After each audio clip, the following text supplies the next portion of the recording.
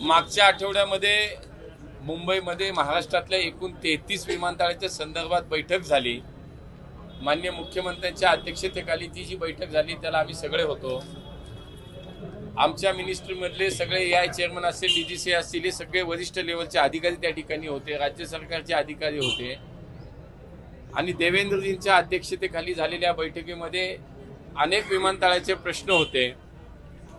काही ठिकाणी नाईट लँडिंगचा विषय होता, काही ठिकाणी धावपट्टीचा विस्तार होता, काही ठिकाणी नवीन टर्मिनल बिल्डिंग बांधायची होती, काही ठिकाणी इन्फ्रास्ट्रक्चरचं काम होतं, काही ठिकाणी उडान योजनेच्या माध्यमातून अधिक सेवांचं नियोजन करणं होतं। अशा अनेक विषयासंदर्भात बैठक झाली आणि त्यामध्ये पुरंदरचं विमानतळ हे 2029 पर्यंत पूर्ण करण्याचं एक उद्दिष्ट माननीय मुख्यमंत्र्यांनी त्यावेळेला जाहीर केलं आणि त्या अनुषंगाने अनेक सूचना दिल्या।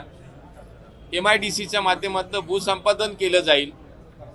देशामध्ये कुठेही नवीन विमानतळ व्हायचं असेल तर त्याच्यासाठीची जागा ही राज्य सरकारच देत असते आणि त्यानंतर विमानतळ मग AI बांधणारे काय MIDC बांधणारे किंवा MIDC बांधणारे हे नंतर होईल, पण आज भूसंपादन मात्र राज्य सरकारच्या माध्यमातून चालू होईल। त्या संदर्भातल्या सूचना माननीय मुख्यमंत्री साहेबांनी संबंधित खात्यांना दिलेल्या आहेत। पुण्यातील विमानतळाच्या धावपट्टीच्या विस्तारीकरणाचा विषय अनेक दिवस सुरू होता।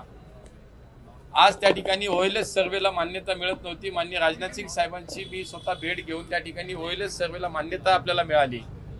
OLS सर्वे कंप्लीट झाला, ते कंपायलिंगचं काम सुरू आहे आणि प्रत्यक्षामध्ये पुढच्या 50 वर्षाचा विचार करता पुण्याच्या लोहगाव विमानतळामध्ये तातडीनं या भूसंपादनाचं काम केलं जाईल। राज्य सरकार याच्यामध्ये 60% रक्कम भूसंपादनासाठी उपलब्ध करून देईल। पुणे महापालिका 20% देईल। या ठिकाणी PCMC 10% देईल आणि PMRD 10% रक्कम भूसंपादनासाठी देतील आणि लवकरच पुढच्या दीड वर्षामध्ये पुण्याच्या धावपट्टीच्या विस्तारीकरणाचं काम सुद्धा पूर्ण होऊ शकतं। त्यामुळे पुण्यात मोठ्या साईजची एअरक्राफ्ट येतील, विमानांची संख्या वाढेल आणि विदेशात सुद्धा जगभरामध्ये कुठेही जाण्यासाठी पुण्यामध्येच आपल्याला त्याची व्यवस्था होईल। मी आपल्याला हेच सांगेन की राज्यातल्या सर्वच विमानतळाच्या संदर्भात आमची आता ही भूमिका आहे की महाराष्ट्रातल्या आंतरराज्य सुद्धा आपल्या ज्या सेवा आहेत त्या सुद्धा वाढवण्याच्या संदर्भात आम्ही काम करतोय।